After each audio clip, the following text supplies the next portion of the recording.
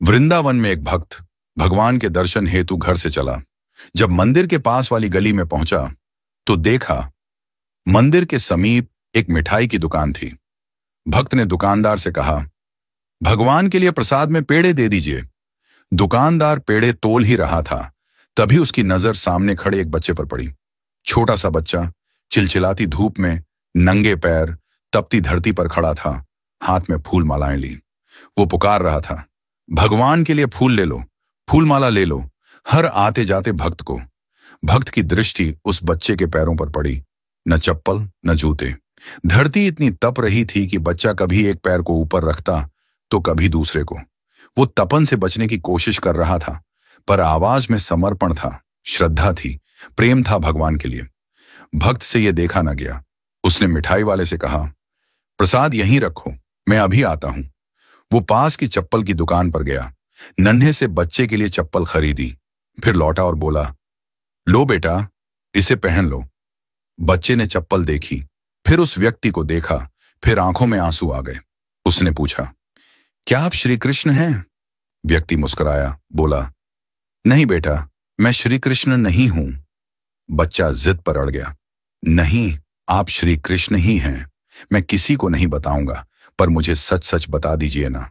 व्यक्ति फिर बोला, नहीं बेटा, मैं तो बस एक इंसान हूं। बच्चा बोला, तो आप श्री कृष्ण के दोस्त होंगे, क्योंकि कल रात मैंने भगवान से प्रार्थना की थी। भगवान, बहुत गर्मी है, मेरे पास चप्पल नहीं है, मेरे पैर जलते हैं, कृपा करके मुझे चप्पल दे दो।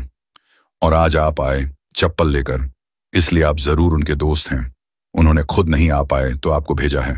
यह सुनकर भक्त की आंखें भी भर आईं। उसने बच्चे को गले से लगा लिया और कहा, हाँ बेटा, श्री कृष्ण ने ही मुझे भेजा है। अब धूप में तुम्हारे पैर नहीं जलेंगे। तुम छांव में खड़े होकर भी फूल बेचोगे और तुम्हारे फूल जरूर बिकेंगे। बच्चे ने झुककर उस व्यक्ति के चरण छू लिए और मुस्कुराकर बोला, भगवान कितने दयालु हैं ना, कितने व्यस्त रहते हैं, पर फिर भी अपना कोई दोस्त भेज ही देते हैं। व्यक्ति ने प्रसाद लिया, बच्चे से फूल माला ली और मंदिर जाकर भगवान से कहा, प्रभु धन्यवाद, आज आपने मुझे आपका मित्र बनने का अवसर दिया। दोस्तों, भगवान सबको एक मौका देते हैं उनका मित्र बनने का।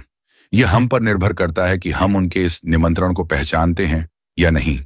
हर व्यक्ति, हर जीव भगवान के सामने नतमस्तक होता है, भगवान के सामने अपनी इच्छा रखता है, भगवान को अपने दुख बताता है, अपनी परेशानी बताता है, भगवान के साथ अपने हालात साझा करता है, और भगवान किसी भी जीव के भीतर प्रकट होकर के उस व्यक्ति की मदद करते हैं।